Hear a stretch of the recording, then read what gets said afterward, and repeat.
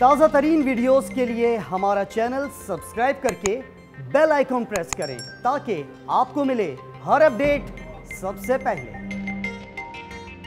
PTM की तहरीक तो काफ़ी पहले शुरू हुआ था।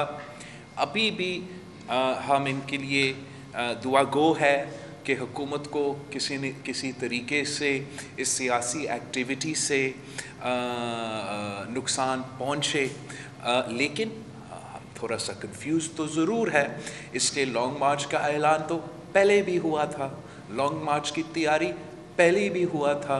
जब हमने इमरान को अपना ही नेशनल असेंबली सीट में शिकस्त दिलवाया था, पूरी दुनिया में उसका हुकूमत की कमज़ोरी साबित कर लिया था और लॉन्ग मार्च तैयार था, तब हमारा दोस्तों ने कहा था कि लॉन्ग मार्च तो इस्तीफ़ों के बग़ैर ऐन वक्त में कैंसिल करके कह दिया था कि इस्तीफ़ों के बग़ैर तो लॉन्ग मार्च बनता नहीं है।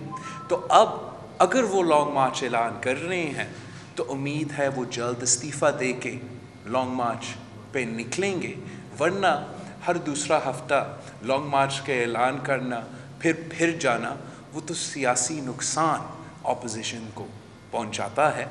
हम समझते हैं कि पाकिस्तान के अवाम को इमरान की नालायकी, नाअहली के बोझ नहीं उठाना चाहिए और फिर जो है वो फ्री एंड फेयर इलेक्शंस करवाए।